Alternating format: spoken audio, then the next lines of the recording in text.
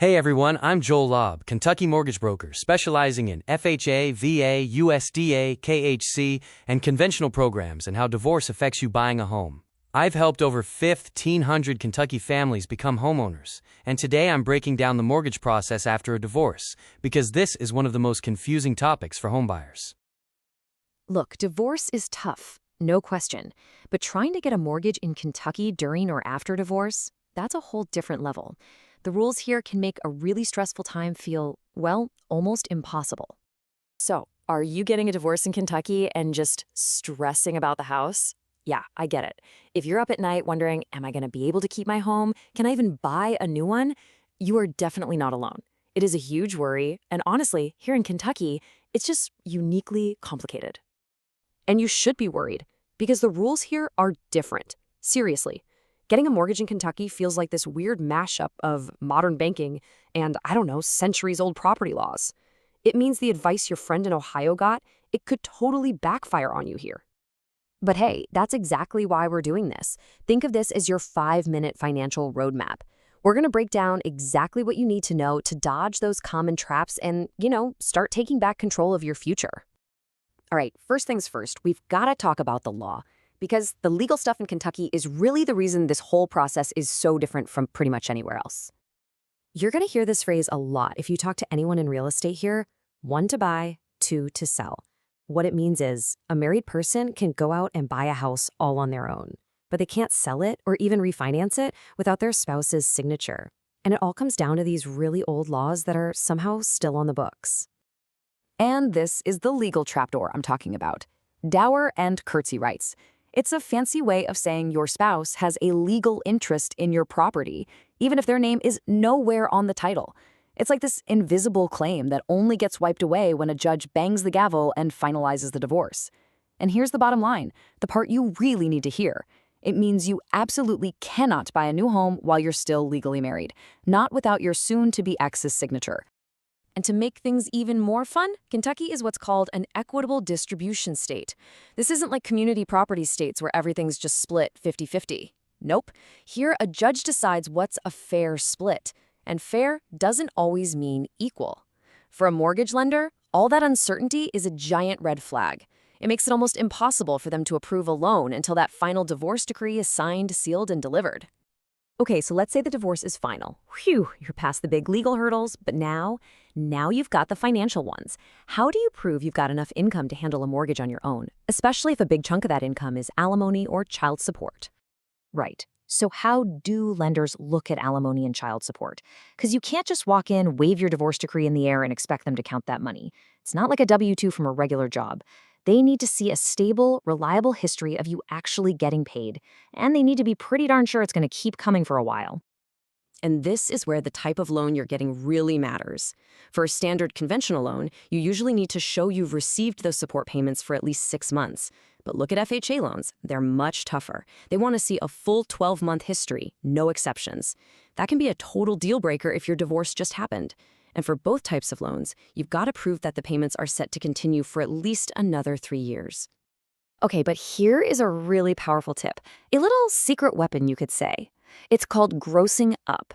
Since child support is non-taxable income, lenders can actually increase that amount on paper by up to 25% to make it look like a regular pre-tax salary. This one little underwriting trick can make a huge difference in how much house you can actually afford. All right, so let's say you've got the income part figured out. Awesome. But what about that car loan that's in both of your names? Or that joint credit card that's still popping up on your credit report, even though the judge said your ex has to pay it? How do you get rid of that? Well, in lender speak, that's called a contingent liability. It's a debt you're technically still on the hook for, but your divorce decree assigns it to your ex. Now here's the good news. Lenders have rules that let them totally ignore that debt when they're figuring out how much you can borrow, but you have to have the right paperwork to prove it. And this is so important. As long as your final signed divorce decree clearly states that your ex-spouse is responsible for a specific debt, both Fannie Mae and FHA will let you exclude it. And get this, you don't need to prove your ex has made 12 months of payments. The court order itself is all the proof you need. That's a huge win. Okay, now for the biggest asset of all, the house itself. If you want to keep the house and buy out your ex's share, listen up. because the type of refinance you use is absolutely critical. It can make a massive difference to your finances. So you've basically got two options. There's a cash-out refinance, which lenders see as you just pulling money out of the house for whatever. But the one you really want to use is called a rate and term refinance. This one is specifically designed for a divorce buyout. And the advantages are huge. You get better interest rates, and as we'll see, you can borrow a lot more of the home's value. And this chart just says it all. A normal cash-out refinance, you're capped at borrowing 80% of your home's value. But with a rate and term buyout, especially with an FHA loan, you can go all the way up to 97.75%.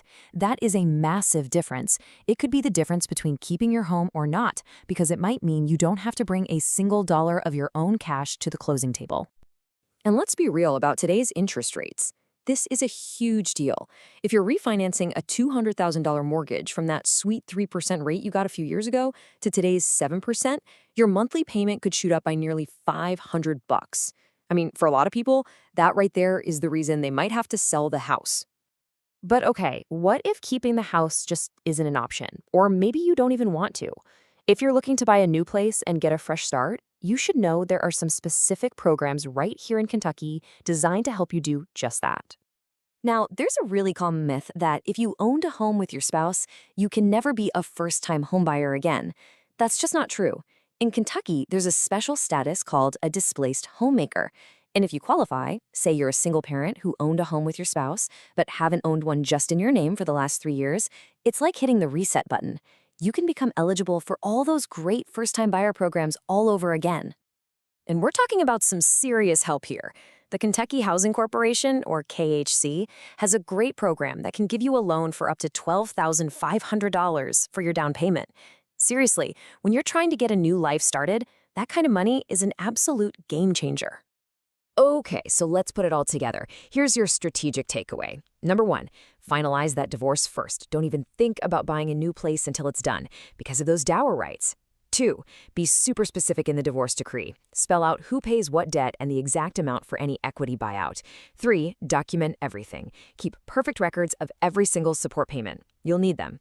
And 4, if you're buying a new home, check out the Kentucky Housing Corporation. See if you qualify as a displaced homemaker.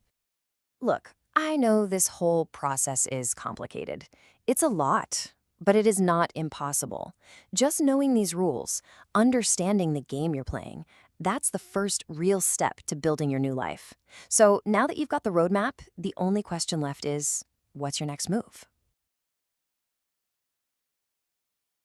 If you're going through a divorce in Kentucky and want clarity on keeping or buying a home, reach out anytime. Call or text 502-9053-708. Email kentuckyloan@gmail.com. Helping Kentucky homebuyers since 2001, NMLS number 57916. Company NMLS number 1738461.